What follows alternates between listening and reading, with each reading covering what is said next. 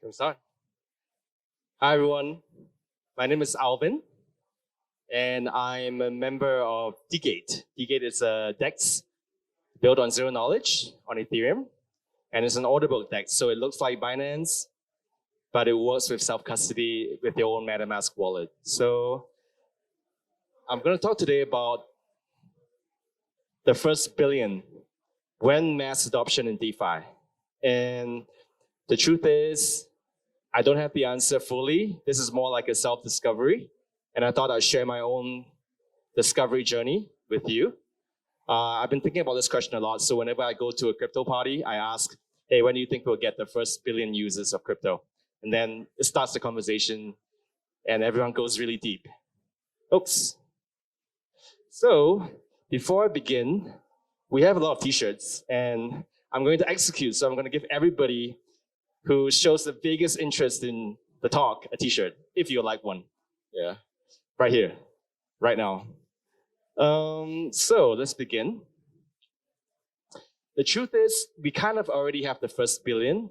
Approximately 1 billion people hold crypto today. That's 8 billion, 15%, according to Finder, which is like an aggregator of data on crypto and finance.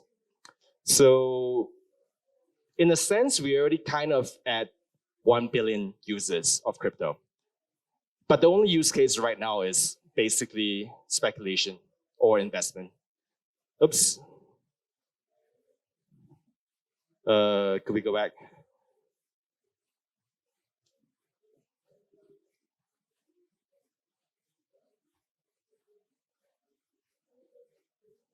So I'm gonna keep talking, and the slides will come back on. Today we have 1 billion users of crypto who hold crypto. 30 million in the US hold crypto, of which maybe 40% is Bitcoin. But that's about it. When do we actually use crypto? You know, when I went to Japan recently, or 2019, there's a store called Big Camera, which sells electronic goods, and they accept Bitcoin. But nobody was paying with Bitcoin. That's okay, you can carry on. Nobody was paying with Bitcoin. So I felt socially awkward to try to pay with Bitcoin. And I didn't have a wallet that could pay Bitcoin easily. So there we go.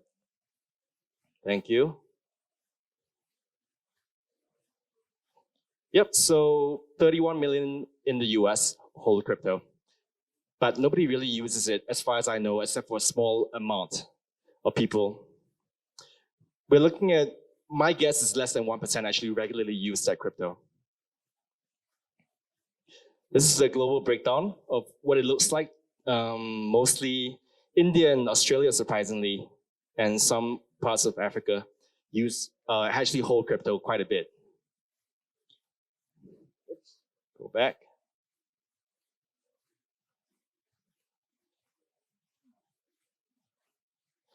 But when I was in Japan, I found I couldn't pay with crypto easily.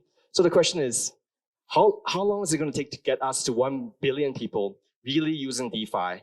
And by DeFi, I mean in the broadest sense of the word. So the management of money, not just the current sense of DeFi, as in, DeFi, Maker, Uniswap, SushiSwap, year-end finance, and so on and so forth. So I think that it's going to be a combination of 4 or 5 things that's going to get us there. Let's look at the current state. So DeFi, as we know it today, the so-called Wild West DeFi, the really decentralized DeFi, has been growing quite a bit. So Maker is 2017, so only DeFi I knew. And now we have Uniswap, Aave, 1inch, etc., and of course our own DGate. NFTs, one might argue, is not DeFi, but I would argue that it stores value of the creator and the value of social proof. So this is one picture that tells the story. Snoop, anyone want to guess how many NFTs Snoop Dogg has? Anyone want to guess?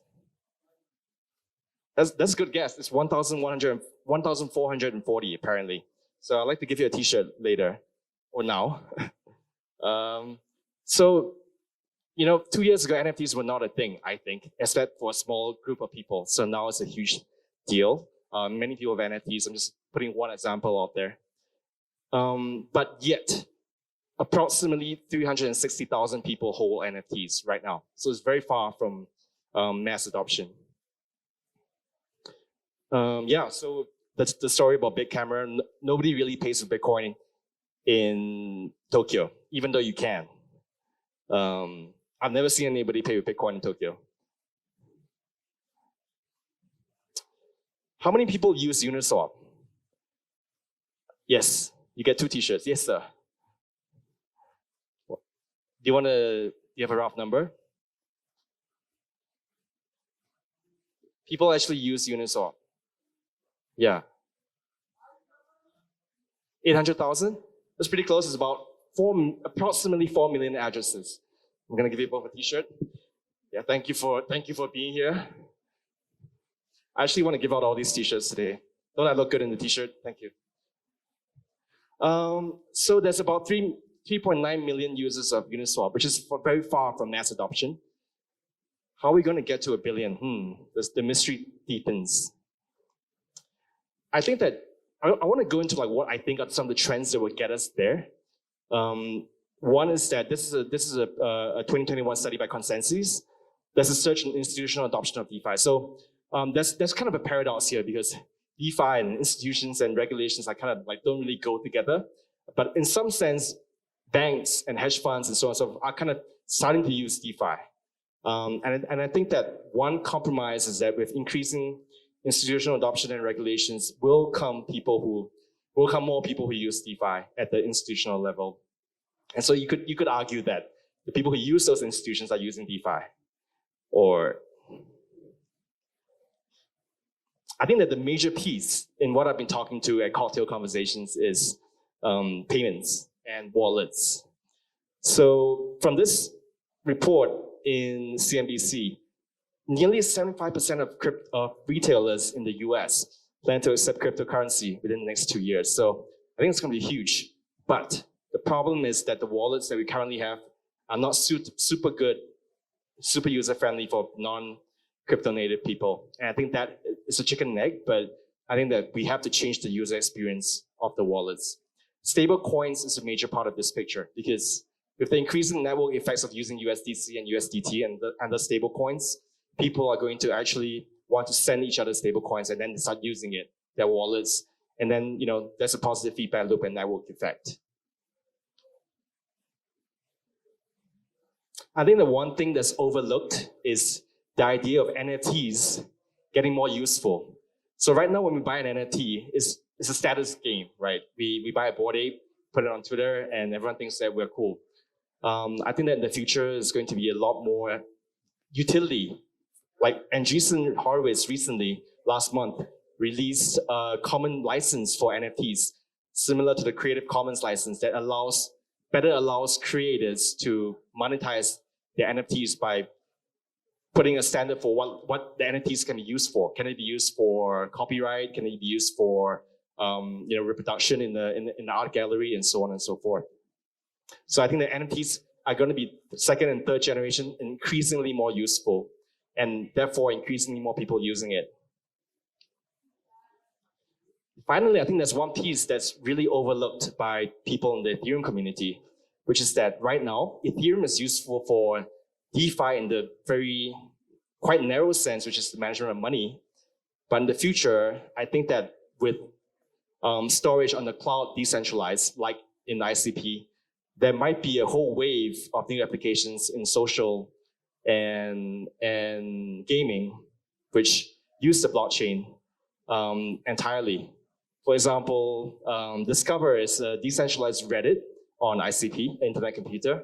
I'm just naming an example, and theoretically, the whole Web 2 experience of social and gaming can be replicated on Web 3 with an in-game currency for each one, and that will bring us a lot closer to the 1 billion as well.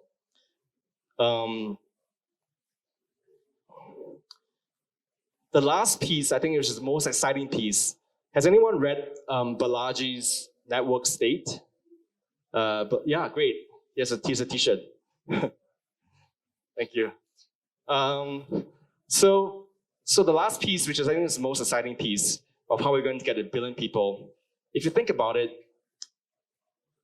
the idea of a nation is a whole bunch of people that believe in a common ideal, have shared values and cultures, and they kind of believe in a common destiny, so to speak. So if you think about the Chinese diaspora in Vancouver or the Jewish diaspora in around the world, like they're kind of related by a common identity. So in a sense, the crypto diaspora, us, we live everywhere in the world, but we kind of believe in unicorns and code and free t-shirts. So I think that in the future, one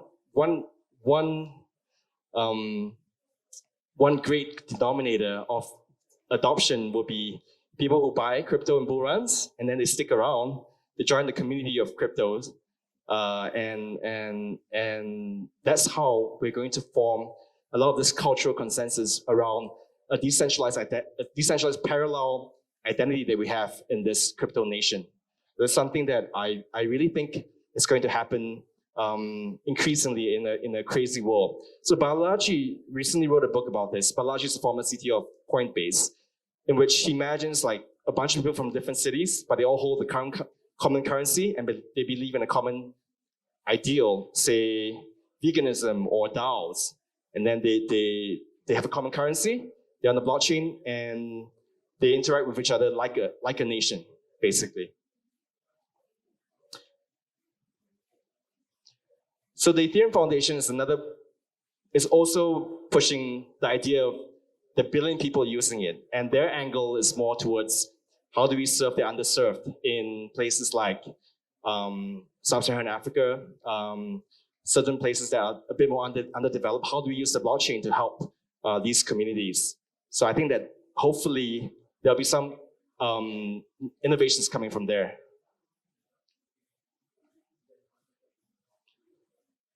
Vitalik talks a bit about the future of blockchain applications in this June 2022 article. And he talks about when we can use blockchains for non-financial applications. And so I think that a lot of it will have to do with identity. And if you want to read, you can read some of this post. I think it's excellent about what might come next in the future after we have so-called DeFi. What's going to come next beyond finance, like strict finance and the management of money. A quick plug for myself. I wrote a couple articles, one in Bankless and one in Forecast News in Hong Kong, which is this idea of crypto native and how we are increasingly united by ideas around freedom, inclusion, using the blockchain and code. So in summary, I've been thinking about this question for 2 weeks. And I think that how are we going to get to 1 billion people actually using the blockchain and crypto? I think it's going to be a combination of a few things. The first is speculation and investment. When the next bull run comes, people are going to rush in and they're going to love the blockchain for 6 months. And then when the bull run ends, they're going to stick around and think, hey, this is pretty cool. I'm going to figure it out. Some of them anyway, but more and more of them will hold it. And once, as you know, when you hold a token, you kind of have this, effect that you want to support it. I think that the next wave will come from a new wave of applications which are not strictly financial, but have a financial element in terms of in-game currencies or social tokens. We're seeing that with StepIn, Discover, Live Peer, Audience, etc., etc. So I think that decentralized Web3 with decentralized cloud storage is going to bring about a whole new replica of the Web2 world in Web3. The third is NFTs. NFTs are going to get increasingly more utilities. The number 4, which I think is the most important, is payments. I think payments is the gateway drug, and it's not well done yet, but it will be, hopefully, in the next 5 years. And then with a good wallet and more retailers accepting crypto, it's going to become part of the mainstream. And with that, very closely tied is stable coins. Stable coins have to be a key part of the picture, whether it's CBDCs or decentralized stable coins or hybrid like USDC and USDT. But the real question is, what else? How do DAOs play into this picture? The truth is that I think that the future will be a lot of DAOs will actually create this new world by being small parts of this billion, creating their own tokens and distributing, organizing in a way. That's one level of analysis. The deeper level of analysis is everyone who holds crypto is kind of part of this bigger system. Huh. Okay. So, DGate, I'm going to talk a bit about DGate, which I'm a member of the DAO. Essentially, is an order book DEX built on ZK rollup. The testnet's working live, testnet.dgate.com. And it looks like Binance or KuCoin, but actually you hold your own tokens in self-custody. It's permissionless and trustless. So we are very proud supporters of the DAOist. We are setting up a ministry in the DAO, which is called DeFi Education. I used to be an educator. I was at Coursera, the online educator, for many years. I set up the first China office. So I'm really hoping that we can help to be part of that process of promoting Ethereum and promoting education. And so if you have any thoughts about how we can get the word out about DAOs, about crypto, about blockchains, please come to me at the end, and I'll give you a free t-shirt as well. Finally, I have a big announcement to make, a smallish or still big announcement. As a tribute to the Ethereum community, we created a set of playing cards with key Ethereum. We think that people who have contributed a lot to Ethereum as the picture cards. So for example, Ed Felton, who founded Arbitrum, will be the king of diamonds. And of course, Suzu, who founded Three Arrows, is the Joker and in this deck. So if anyone wants playing cards from the Ethereum Foundation, limited edition playing cards by DGate, please come to me. Please ask me a question and come to me, and we'll give you a playing card, a pack of playing cards, limited edition. There may or may not be NFTs coming after that. So that ends our talk. Follow us on Twitter at DGateDex. And if you have any questions or thoughts, please share them. Thank you. Anyone?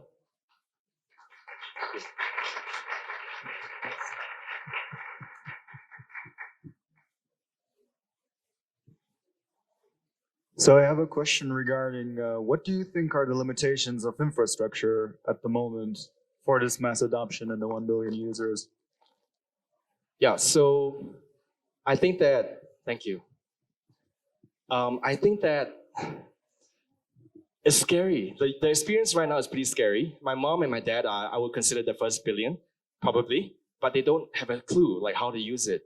And they just said, buy some for me, right? So I think the user experience of the wallets is a huge deal. The user experience of DEXs is not very friendly, or centralized exchanges for that matter, and so on and so forth. So I think that, like with any technology, you have to abstract out all like the complications so that in the end, what the user sees is very nice and user friendly. Because not everyone is so invested that they want to go figure everything out. It's not that they are not intelligent; they just don't have the time for it.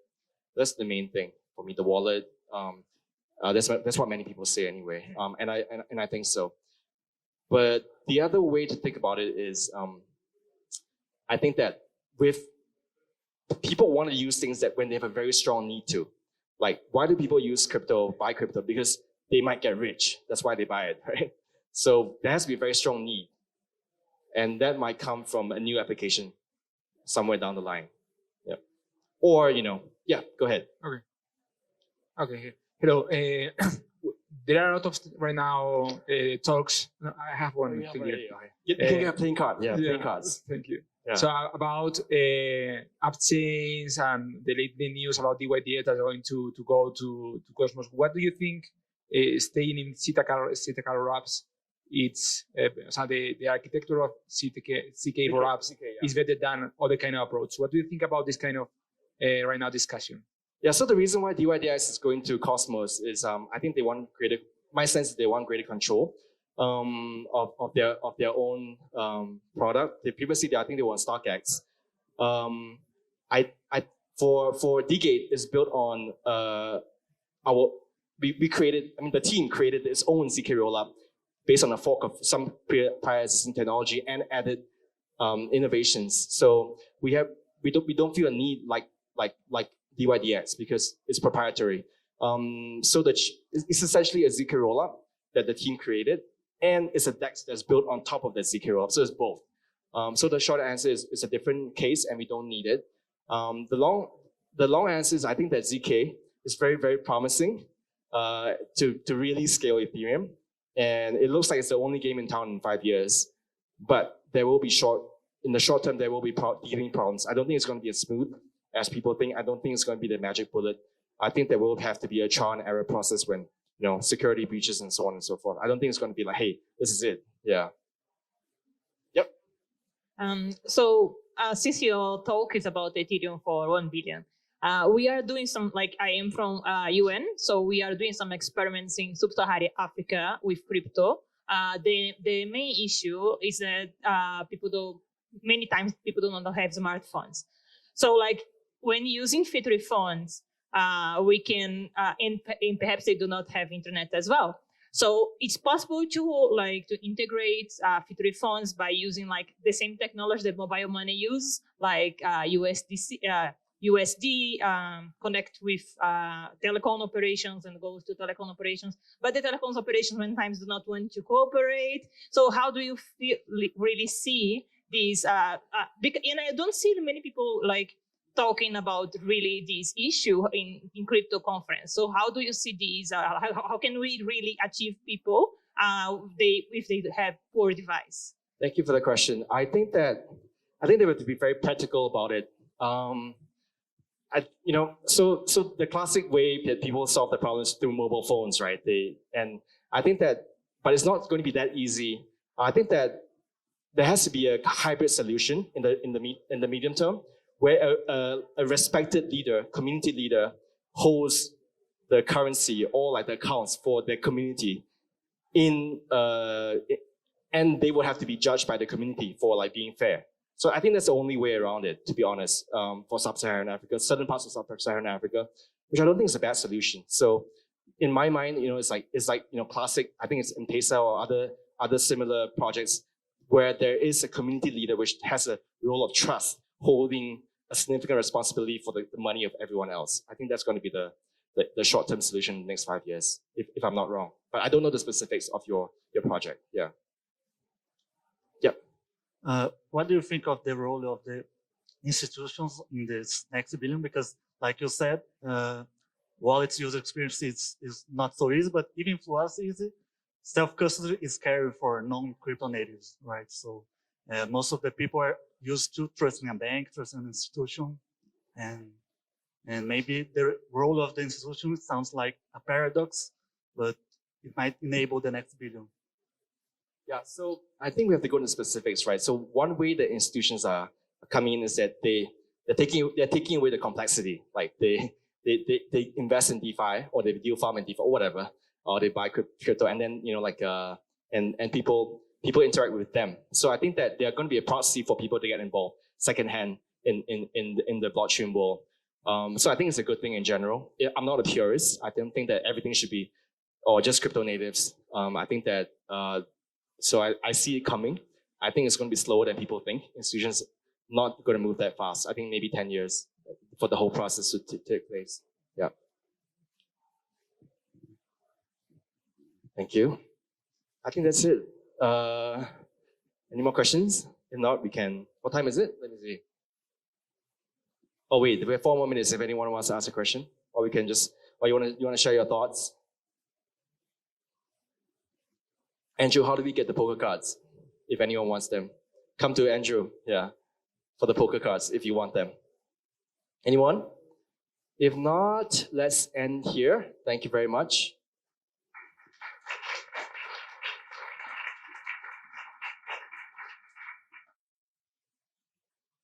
If anyone wants to get involved in the DAOist Dawn DAO around education, please come look for me at the end of this session. Thank you.